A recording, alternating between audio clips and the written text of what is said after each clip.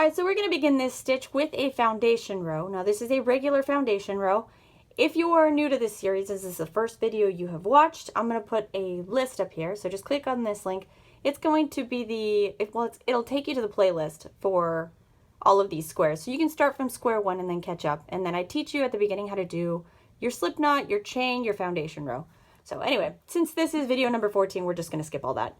So we're going to go to row number 1. Now this is going to be a row 1 repeat. We're going to skip the first vertical stitch like we normally do since you already have it on your hook. Going into vertical stitch number 2, you're going to Tunisian simple stitch using the back loop. So here's your front loop. You're going to use the back loop. So cast that on like so. You just yarn over, and when you have your loop on your hook, we move on to the next vertical stitch, which we are going to crochet as a purl. So reverse yarn over, hold that down, insert your hook into the stitch, so it's just this top loop. You're going to let go of your yarn, loop it under the vertical stitch, and then regular yarn over, so see it goes right behind the hook, and pull through. And then you just repeat. So back loop a Tunisian simple stitch,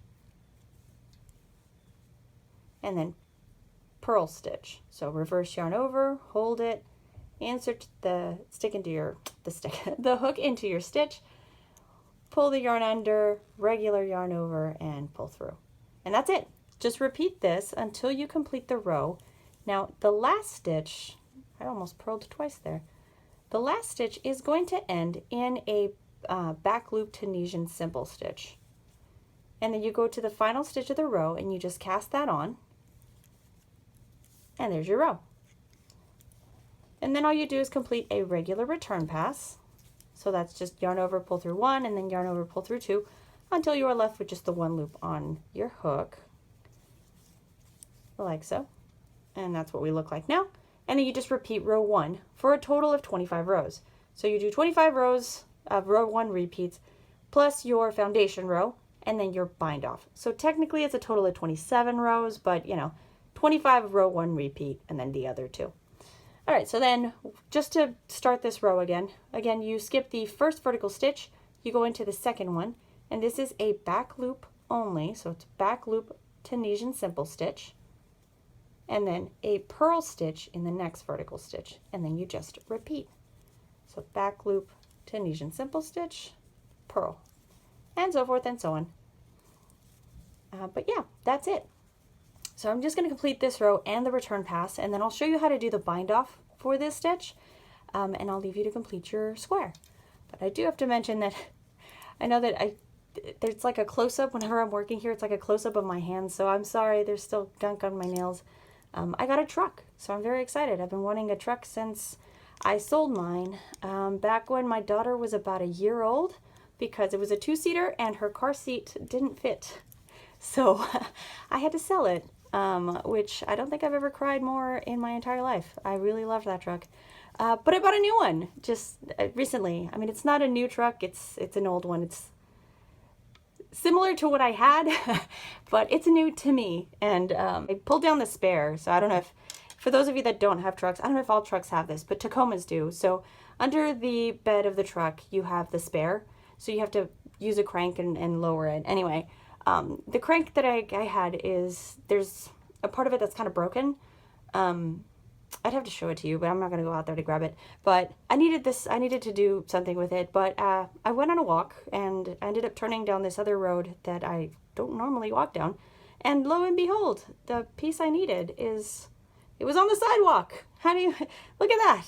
It is exactly what I needed. And now I don't have to buy one. So yeah, you know, just stay positive and the universe provides. Yeah. So I thought I'd share that story. I know it has nothing to do with crochet, but you know, I'm looking at my hands and I saw this stuff that I wasn't able to get off before I started filming. So like all of this stuff, no matter how much I scrubbed with the brush, it didn't all come off. Yay. So I thought I'd share that with you. All right, but let's go back to the stitch, which is, you know, why you're here. So for your bind off, this is just going to be a Tunisian simple stitch single crochet. So if you've been following along the whole series, you know what this stitch is. If not, don't worry, we're going to do it right now. So we're going to skip the first vertical stitch, go into the second, and you're going to cast on a Tunisian simple stitch. This is a regular Tunisian simple stitch using the front loop. So yarn over, pull up a loop. Once you have 2 loops on your hook, you're going to yarn over and pull through both loops to close in a single crochet. So let's go into the next one, and we're going to insert our hook into the stitch, also a Tunisian simple stitch, yarn over and pull up a loop. Once you have 2 loops on your hook, you yarn over and pull through 2. So Tunisian simple stitch, single crochet, simple stitch, single crochet. And all of these are front loops, so it's just a regular one.